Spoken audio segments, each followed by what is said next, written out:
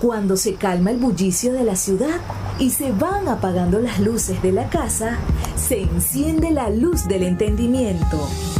Desde este momento comienza Puerto de Libros, Librería Radiofónica, programa que contiene todos sus elementos tipo A. Puede ser escuchado por niños, niñas y adolescentes sin la supervisión de padres, madres o representantes. Comienza Puerto de Libros, Librería Radiofónica. Este programa llega a ustedes con el patrocinio de Puerto de Libros, librería de autor, ubicada en la Vereda del Lago y en el Teatro Varal de Maracaibo. Disfruta de los mejores libros a través de su página web, puertodelibros.com.be. Sultana del Lago Editores, la única editorial venezolana que te ofrece el servicio de impresión bajo demanda para todo el territorio nacional. Conoce más de sus servicios en sultanadelago.com. Bienvenidos a Puerto de Libros, Librería Radiofónica. Les habla Luis Peroso Cervantes, quien todas las noches tiene el inmenso placer de llegar a sus hogares a través de la Red Nacional de Emisoras Radio Fe y Alegría. Un programa que hacemos de lunes a viernes a través de las 23 emisoras de esta Red Nacional de Emisoras y que de verdad hacemos con muchísimo cariño, con ganas de transformar la realidad que vivimos a través de las ideas.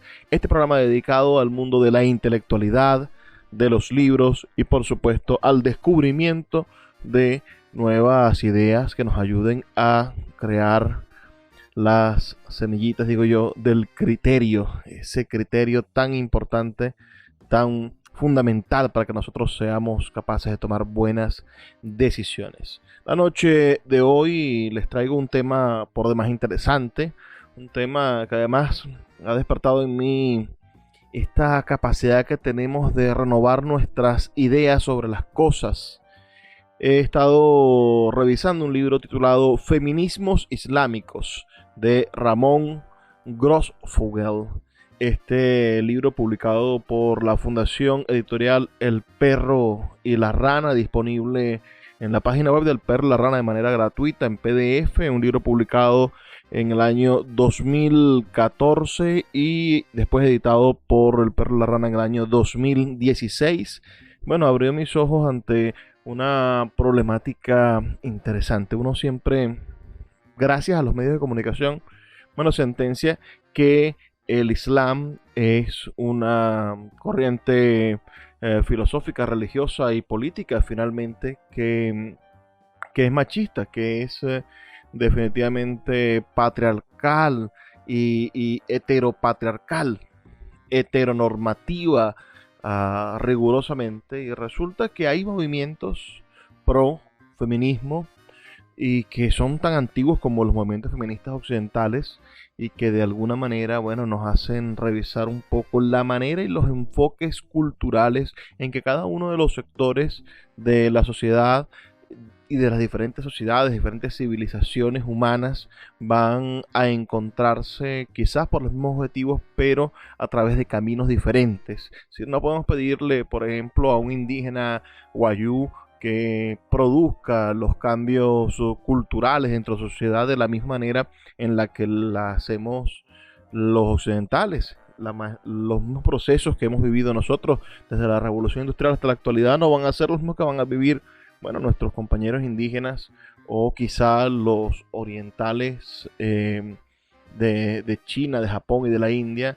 Y finalmente están los islamistas, los creyentes del Islam, que sin duda también tienen sus propios procesos, y allí hay un caldo de cultivo, hay una generación de movimientos, hay una cantidad de libros, de pensadores que han venido reflexionando en la manera en la cual el Islam debe de renovarse para no quedarse en ese ostracismo terrible en el cual se encuentran algunas repúblicas islámicas, y que finalmente puedan dar un paso con su estilo, con sus creencias, con su forma de ver el mundo hacia la modernidad o hacia, digamos, el estado de bienestar, que es el que necesitamos todos los seres humanos. Pero bueno, estamos leyendo este estupendo libro y he querido venir a leer algunos fragmentos del libro con ustedes, hacer algunas reflexiones acerca de lo que es el feminismo contemporáneo y precisamente también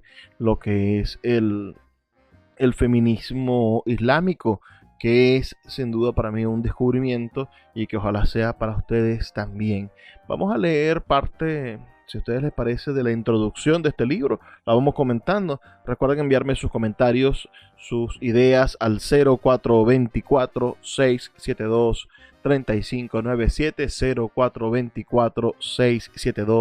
0424-672-3597 o en nuestras redes sociales @librería radio en Twitter y en Instagram. Vamos a estar leyendo entonces las palabras de presentación, unas notas sobre el Islam y sobre el feminismo islámico, escritas por Ramón Grossfogel, quien es sociólogo puertorriqueño, egresado de la Universidad de Puerto Rico y pertenece al grupo Modernidad Colonialidad.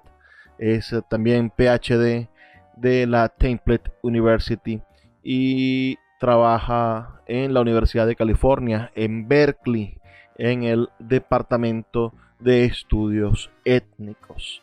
Entonces vamos a leer aquí un capítulo que se llama Algunos puntos de aclaración sobre el Islam. Antes de entrar al tema del feminismo islámico, es fundamental hacer algunas aclaraciones que son fundamentales para el público latinoamericano de cultura y o espíritu cristiano. En primer lugar, habría que aclarar para el público latinoamericano más conocedor de la tradición cristiana que de la tradición islámica que, contrario a la Biblia, el mensaje del Corán tiene un principio más radical de igualdad de género.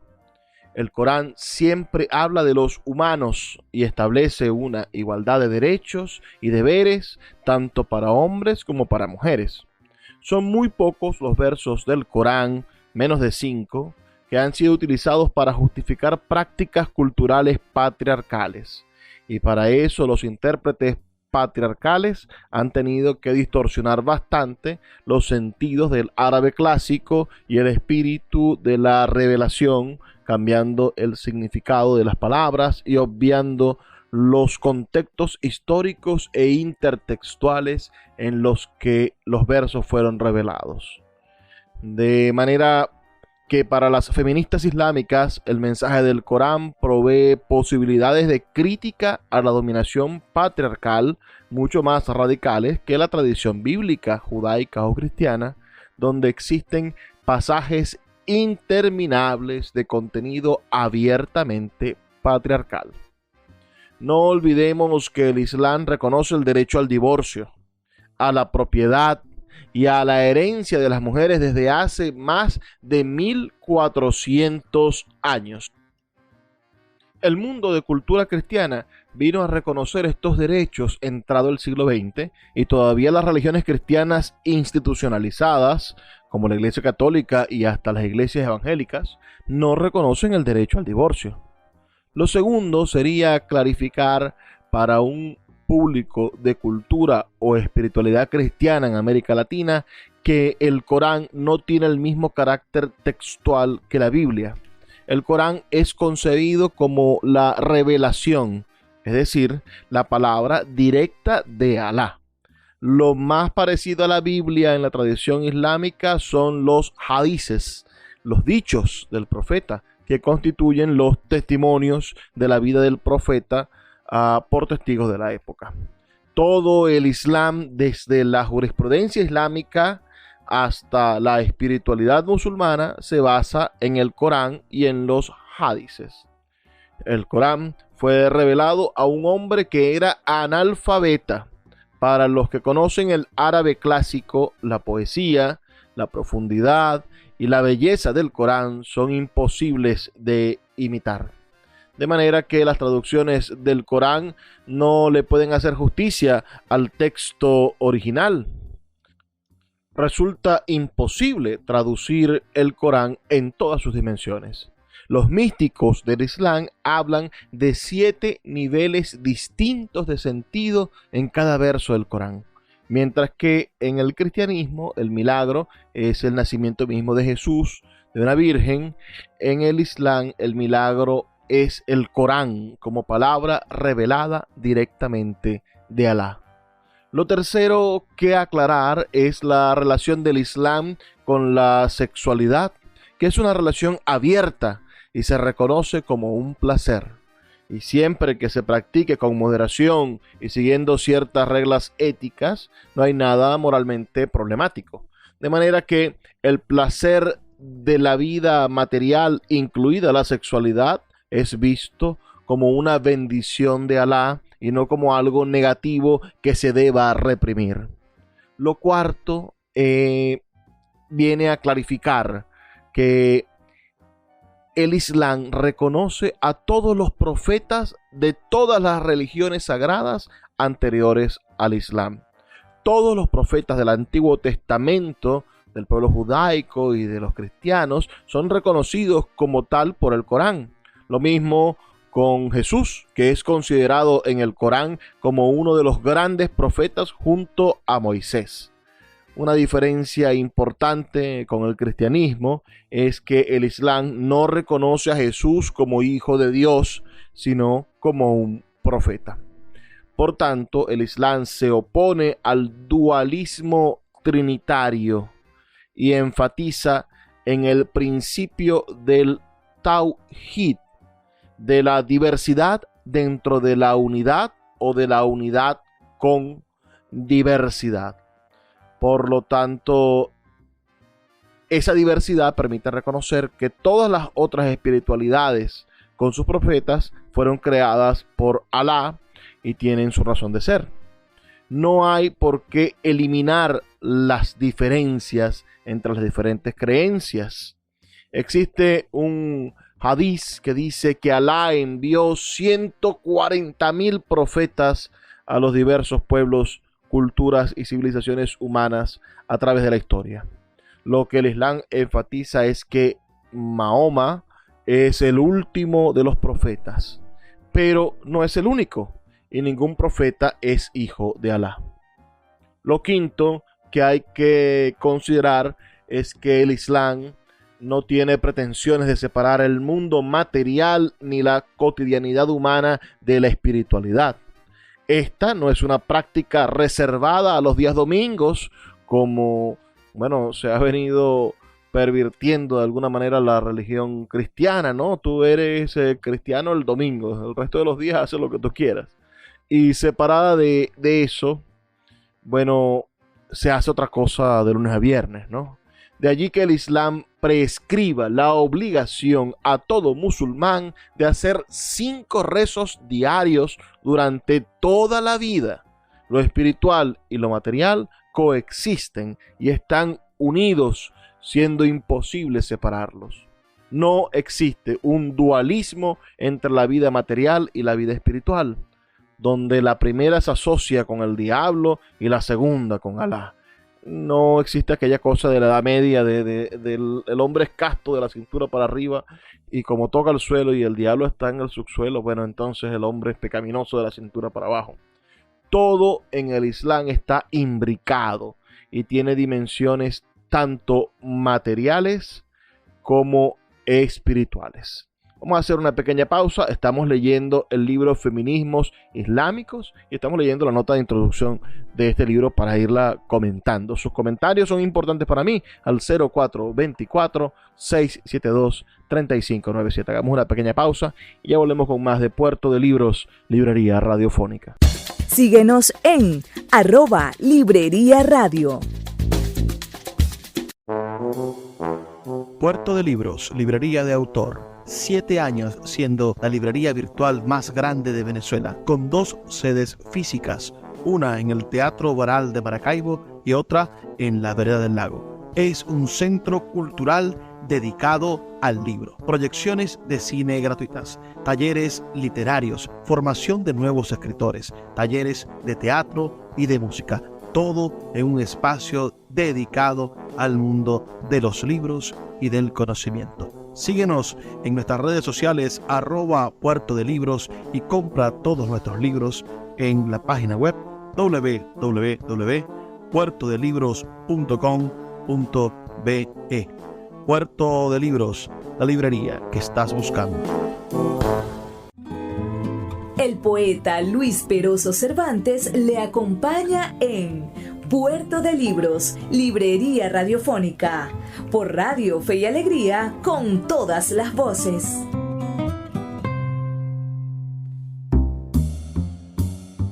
Seguimos en Puerto de Libros, librería radiofónica, esta noche hablando sobre el feminismo islámico, que es un movimiento que reivindica a las mujeres dentro de la creencia islámica. Aboga por la igualdad completa de todos los musulmanes, tanto musulmanes de nacimiento como personas que cambian o se inclinan más hacia esta religión sin importar su sexo o su género, tanto en la vida pública como en la vida privada, y por la justicia social también aboga el feminismo islámico, en contexto de estos países donde, viven procesos bastante complejos. La mayoría de estos países son países de regímenes dictatoriales o regímenes monárquicos y por supuesto están signados por el uso de la fuerza para poder mantener, lamentándolo mucho, el equilibrio de sus sociedades, y dentro de estos diálogos interculturales o dentro de sus propios diálogos culturales están desarrollándose este tipo de revoluciones interesantísimas, como son los movimientos feministas, y a los cuales, me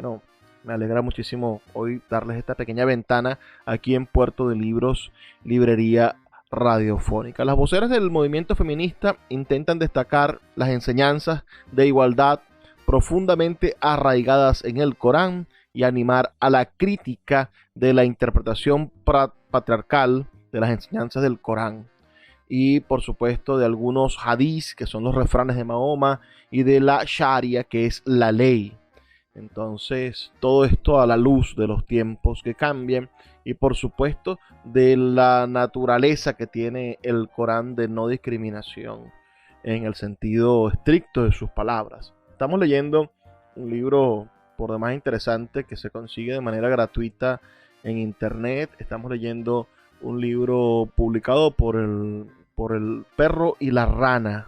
Es un libro que se titula Feminismos Islámicos y es de un autor puertorriqueño, de Ramón Grossfogel. Este libro de este PhD norteamericano o puertorriqueño, digamos, no sé si para todos Puerto Rico será Norteamérica. Puerto Rico es el Caribe y quizás merezca ser tan libre como cualquiera de las otras naciones como la nuestra, ¿no? Sigamos destacando lo que él observa sobre el Islam. Son unos puntos antes de hablar del feminismo como tal. Él intenta hacer unos puntos para que nosotros los latinoamericanos entendamos en qué función de la realidad se encuentra el Islam, para que podamos medir cómo puede existir dentro del Islam un movimiento feminista que tenga una corriente diferente al pensamiento feminista occidental. Si para nosotros Barbie, por ejemplo, hoy es un discurso feminista, o en algún momento leer el segundo sexo de Simone de Beauvoir fue una ruptura del pensamiento feminista, o conseguimos, ¿no?, la inclusión de las mujeres entre las luchas de las sufragistas, o leemos, por supuesto, a Toni Morrison, la premio Nobel de Literatura norteamericana, o cualquiera de estas maravillosas mujeres que han venido a reivindicar el fruto del pensamiento femenino y lo fundamental que es dentro de una sociedad que con su patriarcado o con el uso de la fuerza por parte de los hombres ha querido invisibilizar la parte fundamental y que siempre ha estado presente de la mujer en la sociedad. Bueno, en el mundo islámico también ha habido esas luchas, pero con su propio idioma, con su propio lenguaje, con su propia forma de enfrentarse a esas realidades y de redefinir, cómo han abusado de textos sagrados donde no necesariamente se encuentran vinculadas estos castigos o estas maneras de asumir que el ser humano no es igual más allá de su sexo. El sexto punto que trata el autor de este libro dice, lo sexto es destacar que así como el cristianismo tiene una diversidad inmensa de sectas y tendencias, yo no las llamaría sectas, ¿no? Pero pensemos en los cristianos evangélicos, que hay un montón, y en todas las variables pequeñitas que hay, pero dentro de la Iglesia Católica más bien hablaría yo de organizaciones. Igualmente, el Islam se compone de diversas sectas e interpretaciones. Para la mirada orientalista eurocéntrica, un poco lo que nos sucede a nosotros hoy cuando vemos hacia el Islam, pensamos que es una misma cosa, y es que vivimos en un mundo que es eurocentrista, por lo menos nosotros los latinoamericanos. El filtro del pensamiento español iberoamericano nos ha hecho pensar como ellos de alguna manera. Bueno, para esa mirada orientalista eurocéntrica, el Islam sería algo homogéneo sin diversidad. Sin embargo, el Islam tiene dos grandes grupos que son los sunitas y los chiitas. Por dentro del sunismo y dentro del chiismo existen una gran variedad de sectas, tendencias e interpretaciones. A partir de las divergencias en interpretaciones, todos reconocen los 5 pilares del Islam, a saber, la existencia de un solo Dios y que Mohammed es su profeta. La segunda, la obligación de hacer 5 rezos diarios. Salah se denomina a esa acción. El tercero de los puntos de los 5 pilares fundamentales del Islam sería la peregrinación a la Meca al menos una vez en la vida. El cuarto punto que tienen en común todas estas tendencias diversas del Islam, los chiitas y los sunitas, es la limosna, donde se exige la donación de una parte de los recursos e ingresos a los más necesitados. Y el quinto y último punto sería el ayuno durante un mes, una vez al año, que es conocido como el Ramadán. Además, con respecto al Corán, si bien hay diversas interpretaciones, nadie cuestiona la veracidad de este tal como existe en su versión árabe clásico. Todos los musulmanes del mundo lo reconocen como una palabra revelada de Alá, es decir, que no hay diferentes Coranes con diversos versos y secciones, sino uno solo reconocido por todos los musulmanes. El séptimo punto que coloca este autor para entender un poco a los ojos del latinoamericano el islamismo, dice: lo séptimo a enfatizar es que el Islam no tiene Vaticano. Bueno, una gran diferencia. Se trata de una espiritualidad descentralizada, sin un centro único de autoridad.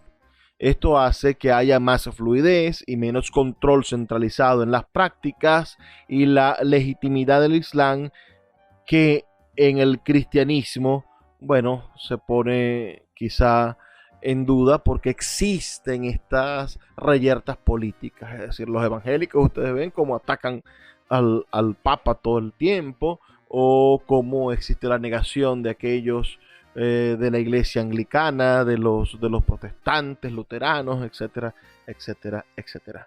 Nadie puede imponer a los demás una versión única del Islam desde una posición de autoridad. Lo octavo a decir es que el colonialismo no solamente afectó a los pueblos musulmanes por medio de la destrucción de su civilización, la explotación y extracción de riquezas, el empobrecimiento y analfabetismo masivo de los diversos pueblos musulmanes colonizados, sino que además afectó las propias narrativas y concepciones de la teología islámica. La siguiente anécdota quizá constituye una metáfora poderosa del paso al nivel teológico del Islam. Dice el autor: en una visita que hice a Marruecos, invitado por el Centro de Estudios Feministas e Islam, dirigido por Asma Larambert, pude notar que todas las mezquitas se prohíbe la entrada a los no musulmanes. Esto me sorprendió muchísimo porque en el resto del mundo musulmán y desde los tiempos del profeta, las mezquitas siempre estuvieron abiertas a los no musulmanes. De manera que me preguntaba de dónde venía esto.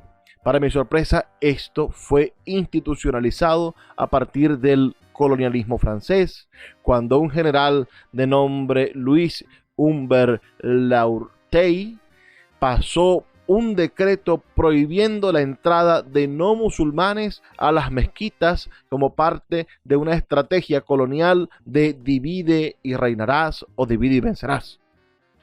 Hoy día este decreto sigue institucionalizado en Marruecos, el que prohibía a los no musulmanes entrar a las mezquitas y es reciclado entre los musulmanes marroquíes como algo auténtico del Islam, justificando con falsos hadices como fuentes para explicar esta práctica excluyente que no se da en ninguna otra parte del mundo. Imagínense ustedes que en la Biblia, bueno, nosotros tengamos ese tipo de mensajes que sean de algún modo contradictorios, ¿no? Es decir, aun cuando el Evangelio manda a repartir la buena nueva a todo el mundo, finalmente hay alguien que haya decidido que los cristianos no pueden seguirse propagando, se generó un decreto de alguna fuerza imperial invasora y por eso el cristianismo no, en esa circunstancia, en ese pequeño lugar del mundo, no puede seguirse promoviendo, contradiciendo, bueno, lo que dice el libro sagrado, nuestro libro sagrado, la Biblia.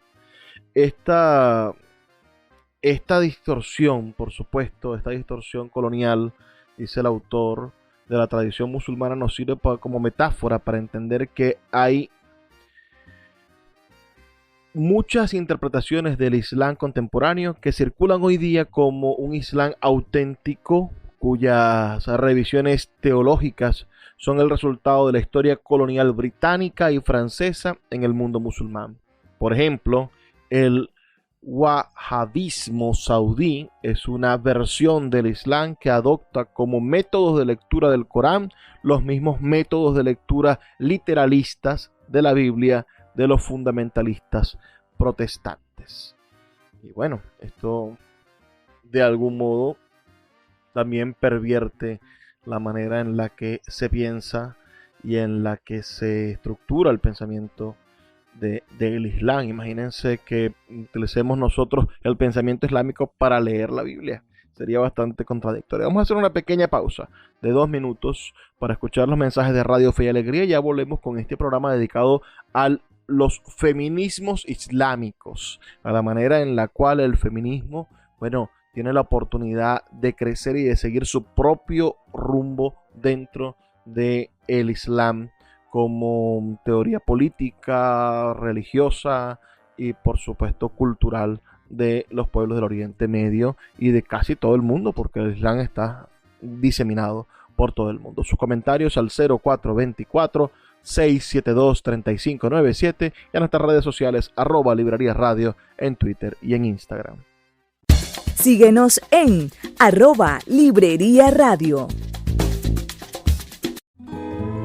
El poeta Luis Peroso Cervantes le acompaña en Puerto de Libros, Librería Radiofónica, por Radio Fe y Alegría, con todas las voces.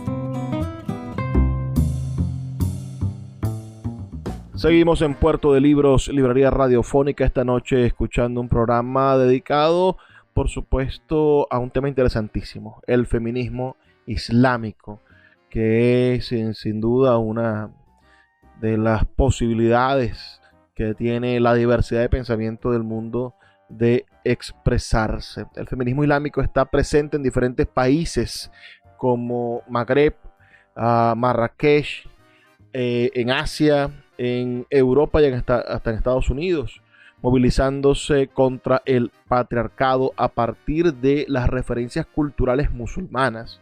Un congreso internacional sobre el feminismo musulmán se llevó a cabo en Barcelona, España, en el mes de octubre, 27, 28 y 29 de octubre del año 2005. El feminismo musulmán se funda en el ijtihad, es decir, la capacidad que se tiene de interpretar el Corán y de cuestionar, por supuesto, a través de esa interpretación, el lugar de las mujeres en los países musulmanes y en el Islam. El concepto de feminismo islámico fue elaborado después del año 1990, principalmente por las mujeres iraníes laicas que se interesaron en el surgimiento del movimiento feminista después de los años 80 y reformularon la problemática del feminismo en el interior del paradigma islámico. La tesis de las iraníes circularon en Sudáfrica, Egipto, Turquía, Europa y en los Estados Unidos. También en torno a una revista, la revista Sanan, que significa mujeres, fundada por Sharla Sherkat, que planteó el debate sobre las relaciones de género al interior del Islam y la compatibilidad entre Islam y feminismo. La revista Sanan enfatizó el origen social y político de la inequidad de género y criticó el derecho musulmán como fundado en una interpretación patriarcal del Corán y no una interpretación religiosa, levantando así la cuestión de la posibilidad de hacer un ijtihad, es decir, esa posible interpretación del Corán en cuanto al derecho de las mujeres de reinterpretar la fiqh, que es la jurisprudencia islámica. En Irán, Egipto, Marruecos y Yemen, las feministas musulmanas han atacado el derecho de la familia patriarcal, y de eso quizás nos dé tiempo de hablar ahorita, pero estamos revisando un libro que está gratuito en la página web del Perro y la Rana, se llama Feminismos Islámicos, de un escritor puertorriqueño que se llama Ramón Grossfogel. Él es profesor de la Universidad de Berkeley, déjenme revisar, sí, es profesor de la Universidad de California en Berkeley. Y bueno, es PhD en Temple University y es egresado de la Universidad de Puerto Rico, perteneciente al grupo Modernidad y Colonialidad. Estamos leyendo este libro que se llama Feminismos Islámicos, revisándolo para poder comentarlo. Por supuesto que nos estuvo conversando en las últimas lecturas, estuvimos leyendo sobre el wahabismo, que es la versión del Islam que alimenta ideológica y financieramente al yidaísmo y a los tarifis, con organizaciones como la red de Al-Qaeda o el Islam State of Iraq and Syria, el Estado Islámico de Irak y Siria. Y este wahabismo, disculpen los problemas de pronunciación, digamos, es un fenómeno que plantea el autor. Es un fenómeno basado en que el wahabismo nació como una interpretación del Corán gracias a las lecturas literalistas de la Biblia. Y nace esta venganza, esta cuestión terrible que es el yihad, ¿no? Para hacerles la guerra y hasta matar a otros musulmanes que no congenien con su filosofía. Aquí mismo, entonces decimos que el wahabismo surge en el siglo XVIII, pero nunca fue reconocido como una versión legítima del Islam por ninguno de los sabios y ulemas sunitas de la época, hasta entrado el siglo XX, cuando, con el desarrollo de la industria petrolera, forjaron una fuerte alianza con los imperios occidentales y a la fuerza de billetes, por supuesto, lograron imponer su influencia en muchas partes del mundo. Al aprovechar su riqueza petrolera y la pobreza del tercer mundo, el wahabismo logra su expansión y legitimidad a fuerza de invertir millones de dólares en el mundo para la propaganda de la versión wahabista, para construir mezquitas y para comprar la conciencia de muchos musulmanes empobrecidos por la dominación colonial occidental en sus territorios. Entonces, el wahabismo es una versión tan enorme, una revisión tan enorme del Islam, que su legitimidad se ha forjado a fuerza de petrodólares y de la complicidad con proyectos imperialistas occidentales en la región de los países islámicos. Yidaístas como el ISIS, como Al-Qaeda, los talibanes y otros grupos fundamentalistas islámicos son formados ideológicamente y financiados por wahhabis saudíes con la aprobación, beneplácito y consentimiento de los imperios occidentales, según este autor, ¿no? Estoy leyendo al autor, lo estamos comentando, en sus proyectos imperiales en la región. Los talibanes, palabra que significa estudiantes, en Afganistán, son el resultado de las madrasas, escuelas coránicas, wahhabis, organizadas por los saudíes en Pakistán con los refugiados afganos durante los años del yidaísmo contra el imperio del mal, los soviéticos, en los años 80 del siglo pasado. Estas redes yidaístas fueron creadas materialmente y financiadas por la CIA, el Mossad, la agencia de inteligencia israelí, e ideológica y económicamente sostenidas por los saudíes. Y esto es una verdad histórica. Evidentemente, el problema de Afganistán se le salió de las manos a la CIA, porque Afganistán era un territorio que había sido invadido o que estaba siendo dominado por Rusia en el medio de la bendita Guerra Fría. Por allí estamos preparando un programa también sobre la Guerra Fría, cómo cambió el mundo. Y en ese contexto ideológico, entonces la CIA financió a grupos terroristas y a la Al-Qaeda y al propio Osama Bin Laden para que se enfrentaran a Rusia, sacaran a Rusia, tomaran el control de su propio país, pero eran verdaderos extremistas religiosos. Hoy día existe una alianza imperialista entre Estados Unidos, Israel y Arabia Saudita, dice el autor de este libro, que opera en el Medio Oriente como proyecto contrarrevolucionario contra las primaveras árabes. El bloque imperial americano, sionista, saudí, coordinado por detrás de inversionistas, y el caos en Libia, Siria, Yemen, Mali y este otro país que se llama Bahrein, y Irak, Afganistán y recientemente el recientemente sangriento golpe de estado militar en Egipto. Este es un libro del año 2014. Han traído millones de muertos en los últimos 10 años y son el resultado de las aventuras imperialistas occidentales con la cooperación del wahhabismo saudí. Bueno, esto para mí es bastante interesante, quizás a la luz de lo que hoy está pasando, de este problema horroroso que está sucediendo en África, con los países africanos, con Níger, y con las presencias que está haciendo Norteamérica en contra de Níger, en contra de la posibilidad de que se derrocara ese dictador y ese régimen que estaba allá. Lo que sucede en África y lo que sucede en el Medio Oriente no es ninguna carambola. No estamos en presencia de actos inocentes. Lamentándolo mucho, allí juegan al ajedrez cruelmente con la vida de millones y millones de personas, sin importarles las diversidades culturales que están expresadas en esos países, lamentándolo mucho. Seguimos revisando lo que plantea el autor de este libro. Pasamos un par de páginas y leemos: en fin, sería un grave error si caemos en la trampa islamofóbica. Primero, ver el yidaísmo como algo inherentemente producido por una religión violenta, en lugar de verlo como individuos y grupos creados e instrumentalizados por el triunvirato imperial compuesto por el bloque americano sionista saudí.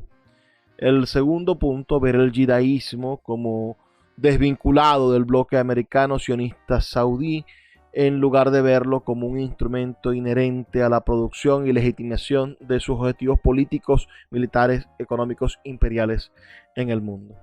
Y después, bueno, vamos al noveno punto que hay que tener en cuenta, por supuesto, para entender el contexto en el cual se va a desarrollar el feminismo islámico, estos movimientos feministas islámicos, es que se debe tener en cuenta, claro, la caída del Imperio Soviético y el fin de la Guerra Fría, produjeron un complejo militar industrial estadounidense que se vio en la necesidad de buscar un nuevo enemigo para justificar, mantener y aumentar el presupuesto militar del Departamento de Defensa de los Estados Unidos. Yo en eso estoy totalmente de acuerdo, es coherente con la manera en la cual se han cambiado los polos de las acciones bélicas en los años 90, en el principio del siglo XXI y en la actualidad, donde están ahorita. Bueno, la polaridad bélica ha salido de los conflictos ideológicos y se ha convertido, bueno, en otras clases de conflictos, pero siempre hay una producción de armas.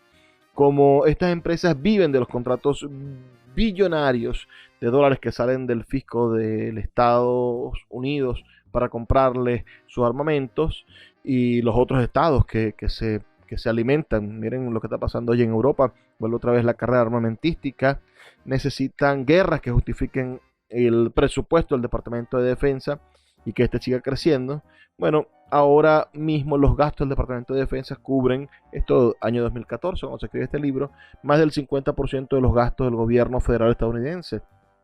En el periodo postsoviético, esto se logró justificar con la tesis de Samuel Huntington acerca del choque de civilizaciones, donde los musulmanes pasan a ser nuevos enemigos. Pero el reto es cómo justificar a los ojos de la opinión pública occidental la tesis del choque de civilizaciones para aumentar los presupuestos militares con el objetivo de atacar a las poblaciones y países musulmanes si estos nunca han hecho un ataque contra Occidente. Ahí viene la lista de ataques yidaístas en Occidente que van a justificar para la acción con las tesis de Samuel Huntington, ¿no? Está el 11 de septiembre de 2001 en Estados Unidos, el 11 de marzo del 2004 en España, el 7 de julio del 2005 en Londres y el 7 de enero del 2015 en París. Todos esos son ataques hechos por yidaístas identificados con la red Al-Qaeda, que es precisamente la red yidaísta creada por las agencias de inteligencia occidentales. Si tomamos en cuenta de que Al-Qaeda es una red yidaísta creada por la CIA en colaboración con el Mossad y compuesta por militares formados por el wahabismo saudí, es muy difícil pensar que esta red no esté hoy día infiltrada por las mismas agencias de inteligencia de los Estados Unidos que la han creado. Esto sin duda, bueno, nos pone a pensar sobre el asunto de la islamofobia que se ha construido así en un racismo dominante del nuevo orden mundial del siglo XXI, que alimenta los proyectos imperiales y retroalimenta a partir de ataques terroristas de Al-Qaeda el odio hacia los musulmanes. Sin los ataques de Al-Qaeda y la islamofobia orientalista que genera, no sería posible convencer a la opinión pública de Occidente y mucho menos legitimar la opinión pública mundial sobre los proyectos imperiales de intervención militar y golpes de Estado en el Medio Oriente de hoy, dice el autor, que es el hoy del 2014, cuando se publica este libro. Dice este mismo autor algo que me parece interesante, un poco exculpando y hablando del asunto del racismo, ¿no? Cuando se trata del Islam, se les exige a los musulmanes excusarse y que se expliquen. Nunca se dice que las religiones judías, cristianas o hindúes son esencialmente violentas a partir de las acciones criminales de una minoría perteneciente a esos grupos. Se hace la distinción correcta, en mi opinión, entre grupos o individuos que cometen actos criminales y la religión.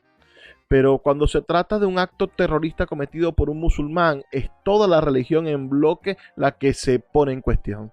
Si un negro comete un crimen, se acusa a toda la raza de ser violenta. Si un musulmán comete un acto terrorista, se acusa a toda la religión. Pero si un blanco occidental cristiano comete un acto terrorista, se trata de un desequilibrado mental o de un individuo violento debido a los problemas sociales. Nunca se extrapola el crimen a todos los blancos ni a todos los cristianos, porque eso es visto como discriminatorio. El esencialismo hace que los sujetos en la zona de no ser sean concebidos como inherentemente violentos y en los de la zona del ser como inherentemente pacíficos. Es decir, el individualismo y el consumismo que tiene nuestra sociedad nos ha obligado sin duda a observar al mundo en maneras de blanco y negro. Vamos a hacer una pequeña pausa de 2 minutos para escuchar los mensajes de Radio Fe y Alegría y volvemos ya en la última parte de esta reflexión a conversar sobre los feminismos, los movimientos feministas islámicos. Puerto de Libros, Librería Radiofónica, tu canal diario para encontrar nuevos libros. Con el poeta Luis Peroso Cervantes. Síguenos en @Librería Radio. El poeta Luis Peroso Cervantes le acompaña en Puerto de Libros, Librería Radiofónica, por Radio Fe y Alegría, con todas las voces.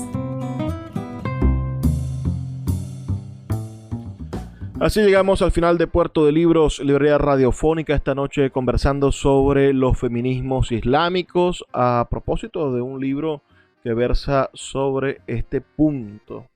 Vamos a entrar en materia porque siempre me pasa esto, dejamos al último segmento la carne del asunto.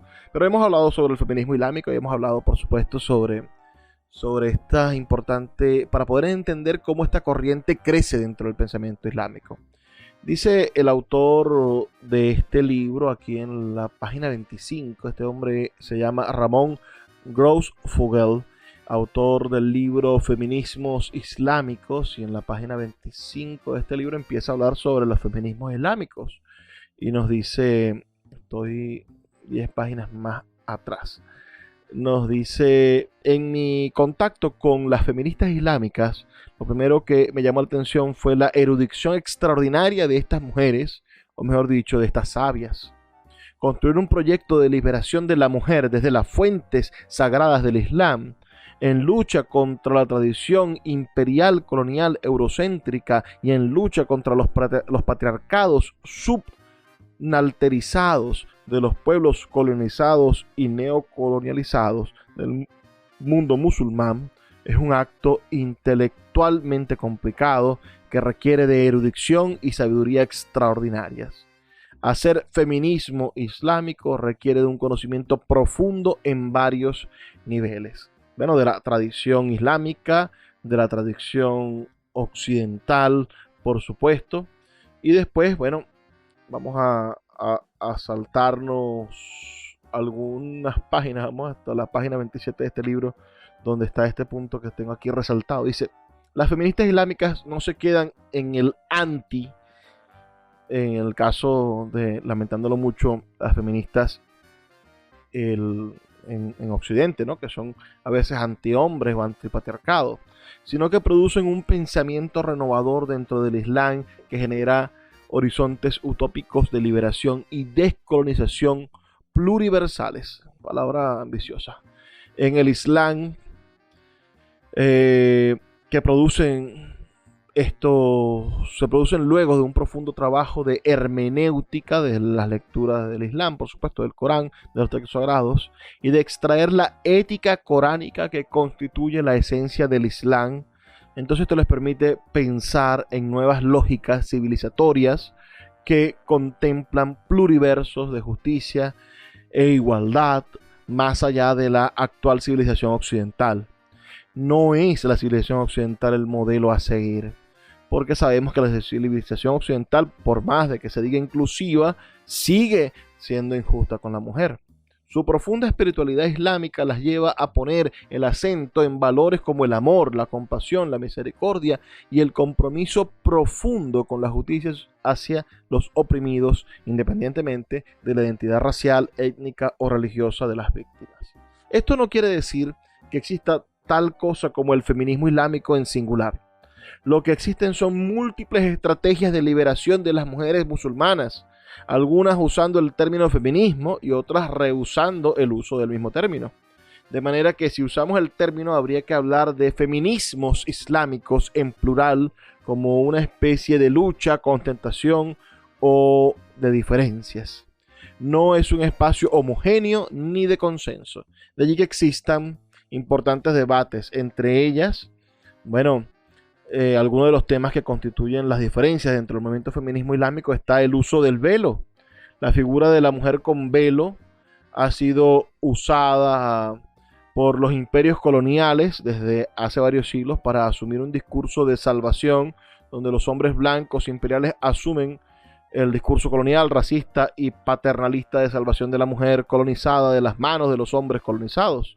Hombres occidentales que han sido opresivamente patriarcales en sus países hablan como cuasi feministas cuando tratan de colonizar los pueblos del tercer mundo. En el mismo discurso usado por George Bush para invadir Afganistán y por François Hollande para invadir Mali, esta obsesión de Occidente por desvelar compulsivamente a las mujeres musulmanas del velo no es nueva, como bien lo explica e historiza una de las feministas islámicas más conocidas del mundo, Asma Larenberg.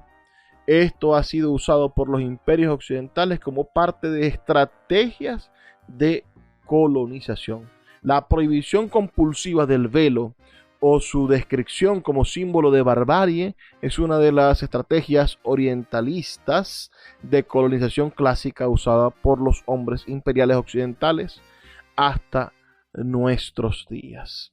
En el caso francés es emblemático, ¿no? Creo que fue en el año 2015, el Estado francés ha prohibido el uso del velo por parte de las mujeres musulmanas en las escuelas y en los espacios de la administración pública republicana.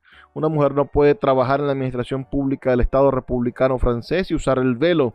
Una mujer no puede estudiar en las escuelas públicas y usar el velo. Una madre musulmana no puede entrar a predios de una escuela para buscar a sus hijos y usar el velo. Se prohíbe compulsivamente el uso del velo, obviando el derecho de cada mujer francesa musulmana a decidir a partir de su propia conciencia cómo vestirse.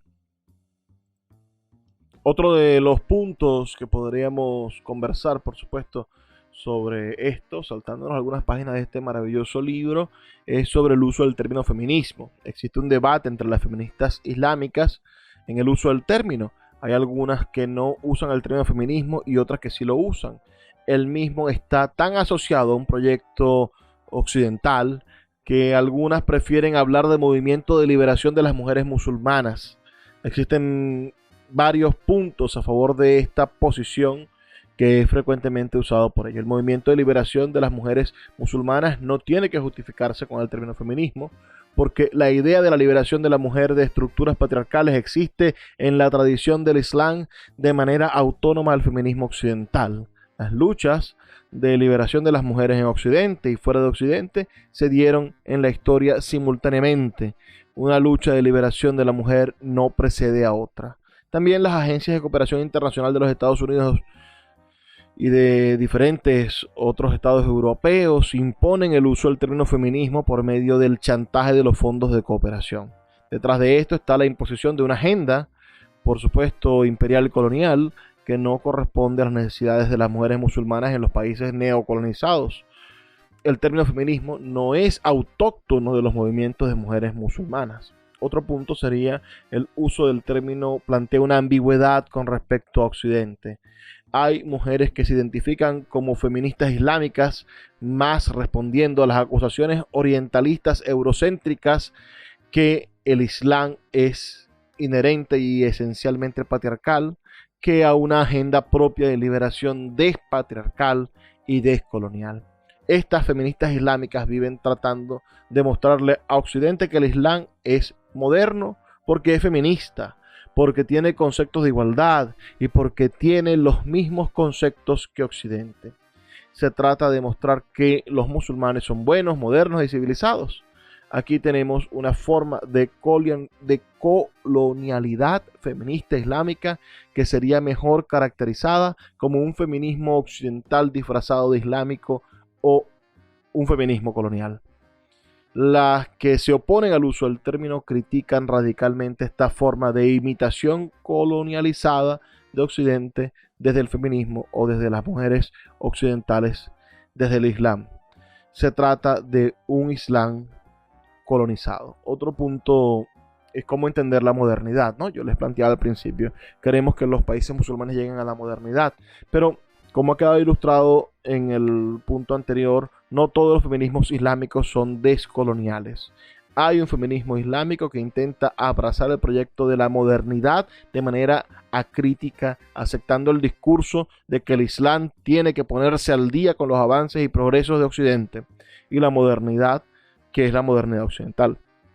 Este tipo de feminismo islámico concibe la modernidad como un proyecto emancipatorio y por lo tanto buscan asimilar su feminismo a los feminismos occidentales, mientras que otras feministas islámicas entienden la modernidad como un proyecto colonial civilizatorio y por lo tanto vindican la crítica radical de la modernidad eurocentrada. Y esto precisamente tiene que ver con los discursos posmodernos, con saber que evidentemente los estados-nación, nuestra manera de ser positivos en la construcción de las civilizaciones, no nos ha llevado a la justicia social, ni a la igualdad, ni a que desaparezcan las desigualdades, y por eso existen países tercermundistas, mientras que existe gente que vive completamente bien en los países coloniales. Entonces, allí es donde vienen, bueno, las grandes diferencias que nosotros podríamos tener intelectualmente con la cosa política de este tipo de movimientos. El cuarto punto de debate del feminismo, de los feminismos islámicos, es la diferencia entre igualdad y justicia. Y aquí entonces estaríamos hablando de los grandes debates. Si bien el Corán tiene concepto de igualdad, unos miles de años antes de que lo formularan los pensadores masculinos imperiales patriarcales de la Ilustración occidental, wow, qué nombre. Este autor es un poco demasiado rebelde para mi gusto. El debate consiste en la articulación entre ambas categorías. Esto está relacionado con el debate acerca de la modernidad occidental, el debate acerca de qué es un concepto de privilegiar y quiénes son los privilegiados. Para las feministas islámicas más coloniales, el concepto de igualdad es el concepto más importante. De allí que digan que el concepto más importante del Corán sea el concepto de la igualdad, reproduciendo un concepto occidental céntrico de igualdad abstracta. Por otro lado, las feministas islámicas más descoloniales enfatizan en el concepto de justicia. De allí que destaquen que el concepto más importante de la revelación coránica es el concepto de la justicia. Pero si lo dejamos así, parecería una simplificación del debate. Es un debate verdaderamente complejo. Invitamos a que revisen este libro. Hay un texto maravilloso de esta crítico Asma Larenberg que se llama El velo de las mujeres musulmanas, entre la ideología colonialista y el discurso islámico, una visión descolonial, donde bueno, se analiza de manera estupenda este tema y a bastante profundidad. Y también van a poder conseguir ustedes otros textos como este de Sarin al-Sivai, que dice el yihad en la obra de Fátima Mernissi, o la paradoja del silenciamiento hacia un pensamiento islámico descolonializado. También vamos a encontrar, por ejemplo, otro texto que sería interesante revisar dentro de esta compilación sobre los feminismos islámicos, publicada en el año 2014. Está este texto que se titula La cooptación del feminismo islámico en el Euroislam y la pérdida de la liberación, de Arzu Merali.